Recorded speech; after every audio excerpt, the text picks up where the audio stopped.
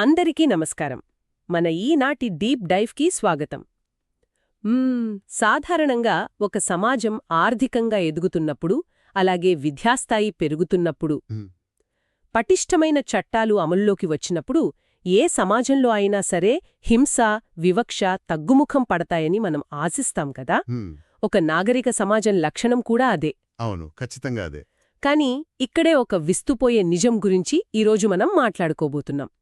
దేశంలోనే అత్యంత కఠినమైన చట్టాలు అమల్లో ఉన్నప్పటికీ కేవలం 10 ఏళ్ల వ్యవధిలో ఆంధ్రప్రదేశ్లో దళితులపై జరిగే నేరాలు ఏకంగా 746% పెరిగాయని ఒక నివేదిక చెప్తోంది. నిజంగానే అదొక షాకింగ్ నంబర్. అవును. బహుశా ఎవరికైనా ఆశ్చర్యం కలగక మానదు. అసలు చట్టాలు ఎందుకు పనిచేయడం లేదు? పైగా ఈ దాడులకు పాల్పడుతున్నవారు మనం చారిత్రకంగా ఊహించే సాంప్రదాయ ఆధిపత్య వర్గాలు కాదు. మరి వాళ్లు ఎవరు?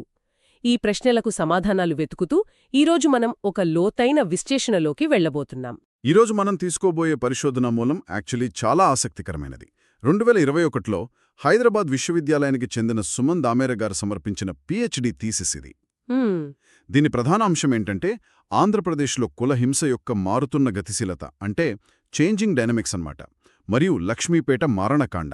రైట్. ఈ విశ్లేషణ ద్వారా మనం కేవలం చట్టాల వైఫల్యం గురించి మాత్రమే కాకుండా సమాజంలో అధికారం చేతులు మారుతున్నప్పుడు హింస తన రూపాన్ని ఎలా మార్చుకుంటుందో ఒక అకాడమిక్ కోణంలో అర్థం చేసుకునే ప్రయత్నం చేద్దాం. ఖచ్చితంగా. అయితే విశ్లేషణలోకి వెళ్లే ముందు ఒక చిన్న విషయం స్పష్టం చేయాలి. చెప్పండి. ఈరోజు మనం కొన్ని కులాల పేర్లు, కొన్ని రాజకీయ పరిణామాల గురించి మాట్లాడుకోబోతున్నాం. ఇవన్నీ కూడా కేవలం సుమన్ దామేర గారి పరిశోధనా పత్రంలో ఉన్న డేటా ఆధారంగా సాగే ఒక విద్యా విషయక చర్చ మాత్రమే. అంటే ఒక అకాడమిక్ డిస్కషన్ మాత్రమే. ఎగ్జాక్ట్లీ. ఇందులో ఏ రాజకీయ పక్షాన్ని సమర్థించడం లేదా విమర్శించడం లాంటివి అస్సలుండవు. కేవలం వాస్తవాలను, సమాజంలో వస్తున్న మార్పులను తటస్థ కోణంలో పరిశీలించడమే మన లక్ష్యం. అవును. శ్రోతలు ఈ విషయాన్ని గమనించాలి. సరే, దీన్ని కాస్త వివరంగా విడమర్చి చూద్దాం. అలాగే. రాజ్యాంగం, ప్రస్తుత చట్టాలు ఇంత కఠినంగా ఉన్నప్పటికీ దాడులెందుకు జరుగుతున్నాయి అనే విషయాన్ని కాస్త పక్కన పెడితే అసలు ఈ సమానత్వ పోరాటాలకు పునాది ఎక్కడబడింది? ఈ కులహింసకు వ్యతిరేకంగా అసలు చారిత్రకంగా నిరోధకత్వం ఎలా మొదలైంది అంటారు?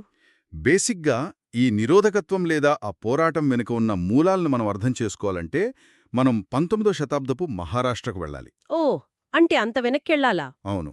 ముఖ్యంగా జ్యోతిరావు పూలే జీవితంలో జరిగిన ఒక సంఘటన దీనికి బీజం వేసింది.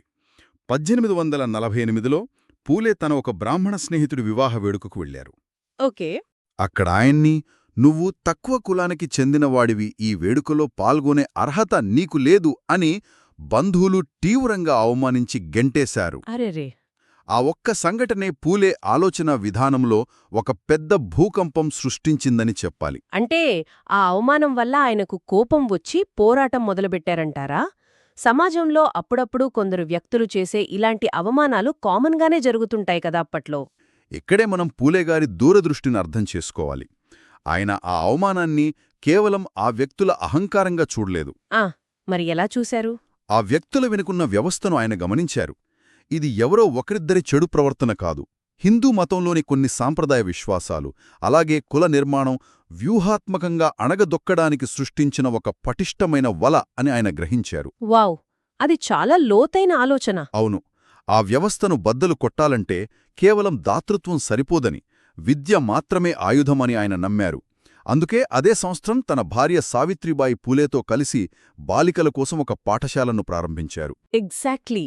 విద్యావకాశాలు లేకపోవడమే ఈ అసమానతలకు మూలకారణమని గుర్తించడం నిజంగా విప్లవాత్మకం. పునాది లేని ఇంటికి పైకప్పు వెయ్యాలనుకోవడం ఎంత అసాధ్యమో, కనీస హక్కులు, విద్య లేని వర్గాలకు సమానత్వం ఆశించడం కూడా అంతే. అందుకే ఆనాటి నాయకులు విద్యను ప్రధాన ఆయుధంగా ఎంచుకున్నారు కదా. ఎగ్జాక్ట్లీ. మీరు చెప్పిన ఉపమానం చాలా బాగుంది. ఆ తర్వాత 1873లో పూలే సత్యశోధక్ సమాజ్ను స్థాపించారు. రైట్. దీని ప్రధాన ఉద్దేశమేంటంటే బ్రాహ్మణ ఆధిపత్యం రుద్దిన సామాజిక రుగ్మతలపై పోరాడటం. ఇక్కడ అత్యంత ఆసక్తికరమైన విషయమేంటంటే ఈ పోరాటం 1920ల కాలంలో బిఆర్ అంబేడ్కర్ గారు రంగంలోకి రావడంతో ఒక వ్యవస్థీకృత రూపం దాల్చింది. అవును, అంబేడ్కర్ గారి ప్రవేశం ఒక టర్నింగ్ పాయింట్. ఖచ్చితంగా.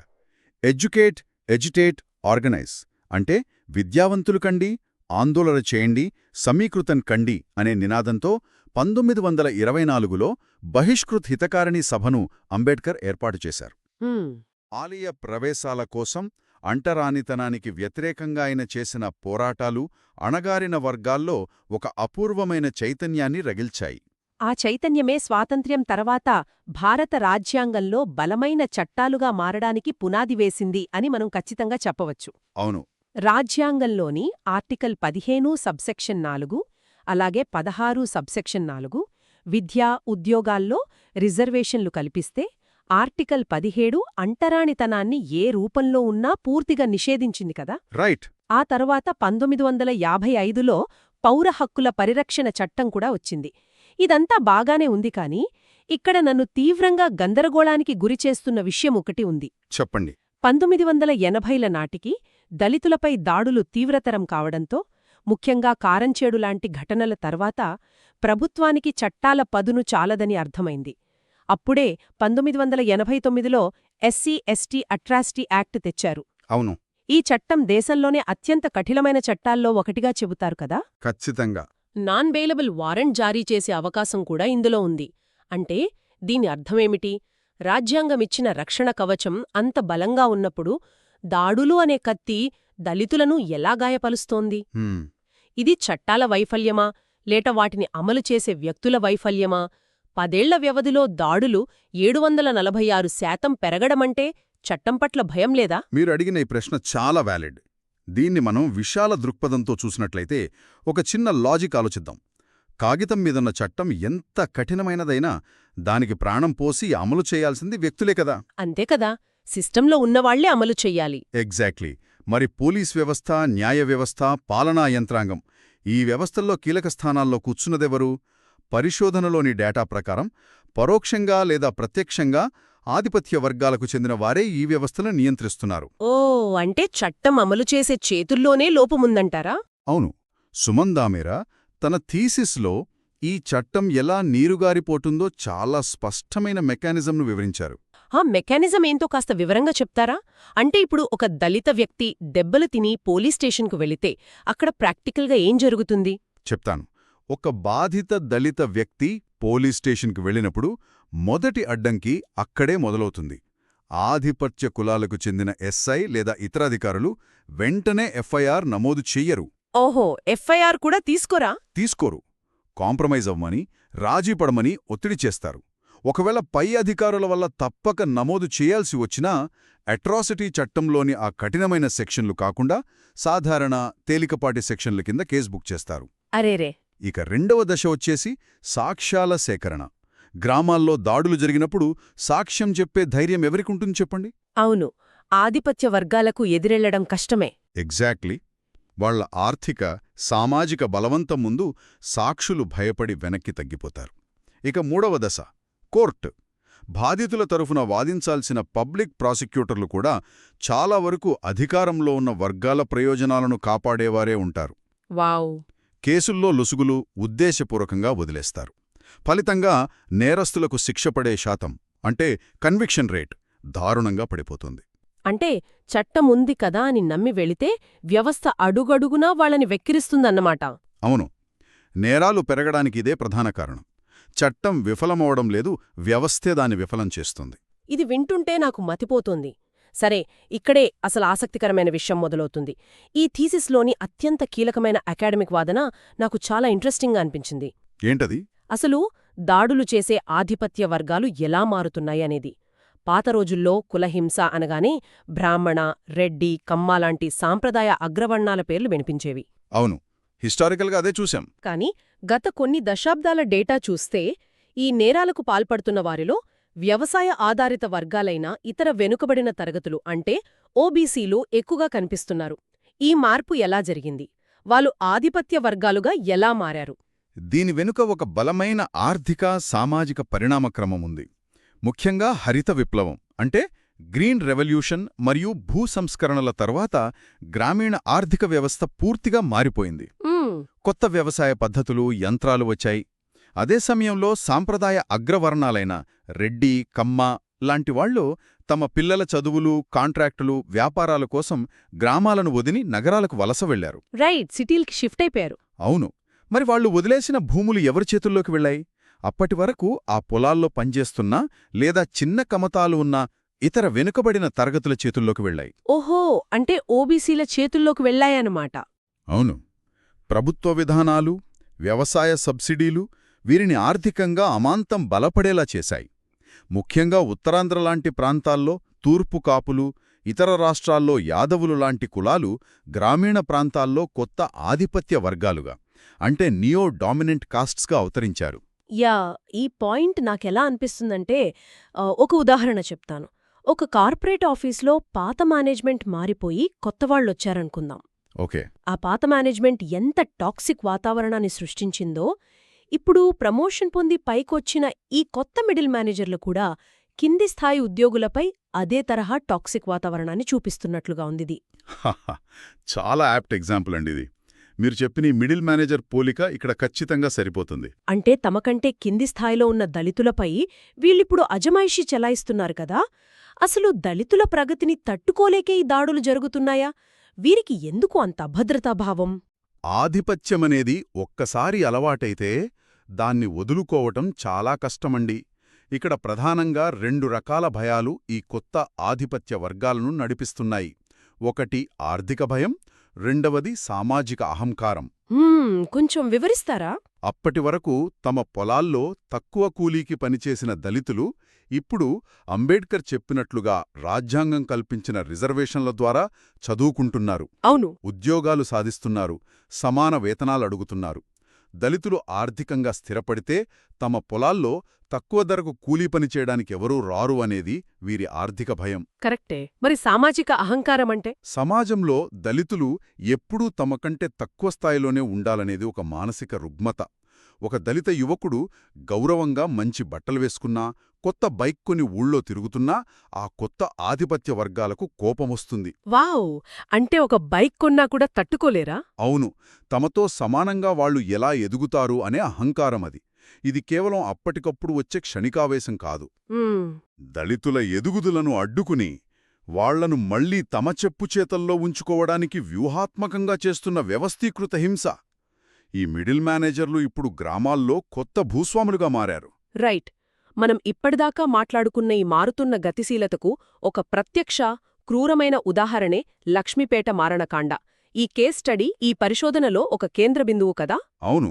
2012లో శ్రీకాకుళం జిల్లా వంగర మండలంలోని లక్ష్మీపేట గ్రామంలో జరిగిన ఈ దారుణం గురించి మనం ఖచ్చితంగా మాట్లాడుకోవాలి. ఇక్కడ దాడులు చేసింది ఓబీసీ వర్గానికి చెందిన తూర్పు కాపులు, బాధితులు దళిత వర్గానికి చెందిన మాలలు. యాక్చువల్లీ ఈ మారణకాండ వెనుక ఉన్న అసలు కారణాలు చాలా లోతైనవి. అవేంటో చెప్తారా? అంటే కేవలం ఒక భూమి తగాద కోసమే 5గురిని దారుణంగా చంపేశారా? ఈ దాడికి పునాది వేసింది భూమే, కానీ దాని వెనుక ఉన్న మెకానిజం చాలా డిఫరెంట్. మడ్డువలస రిజర్వాయర్ నిర్మాణం కోసం ప్రభుత్వం భూములు సేకరించినప్పుడు నిర్వాసితులైన దళితులకు ఏమాత్రం న్యాయం జరగలేదు. ఓబీసీలకు లక్షల్లో పరిహారం అందితే దళితులకు మాత్రం కేవలం వేలల్లో నామమాత్రపు పరిహారం ఇచ్చారు. అప్పుడు ఆధారమేమీ లేని దళితులు అద్భుతమైన ఐక్యతను ప్రదర్శించారు. ఓకే, ఏం చేశారు? అందరూ కలిసి సమిష్టిగా ఒక 60 ఎకరాల భూమిని కౌలుకు తీసుకుని సాగు చేసుకోవడం మొదలుపెట్టారు. అంటే దళితులు తమ దగ్గర కూలీలుగా కాకుండా స్వతంత్రంగా వ్యవసాయం చేసుకోవడం ఆ కొత్త ఆధిపత్య వర్గాల ఆర్థిక పునాదులను కదిలించిందన్నమాట. అక్షరాలా అదే జరిగింది. తమ మీద ఆధారపడాల్సిన వారు స్వయం సమృద్ధి సాధించడాన్ని వాళ్లు భరించలేకపోయారు. రైట్. ఇక రెండవది, అంతకంటే బలమైన కారణం రాజకీయ అధికారం. ఓ, రాజకీయాలు కూడా ఉన్నాయా ఇందులో? అవును. ప్రజాస్వామ్యబద్ధంగా జరిగిన పంచాయతీ ఎన్నికల్లో ఒక దళిత మహిళ సర్పంచ్గా ఎన్నికయ్యారు. గతంలో ఇలాంటి రిజర్వేషన్ స్థానాల్లో గెలిచినవారు కేవలం రబ్బర్ స్టాంపుల్లాగా ఆధిపత్య వర్గాల చేతిలో కీలుబొమ్మల్లాగా ఉండేవారు. అవును, మనం చాలా చోట్ల చూస్తుంటామలా. కాని ఈమె అలా కాదు. స్వతంత్రంగా నిర్ణయాలు తీసుకోవడం మొదలుపెట్టారు. ఈ దళిత వర్గం ఆర్థికంగా ఎదుగుతోంది, అలాగే రాజకీయంగా తమ మాట వినడం లేదు.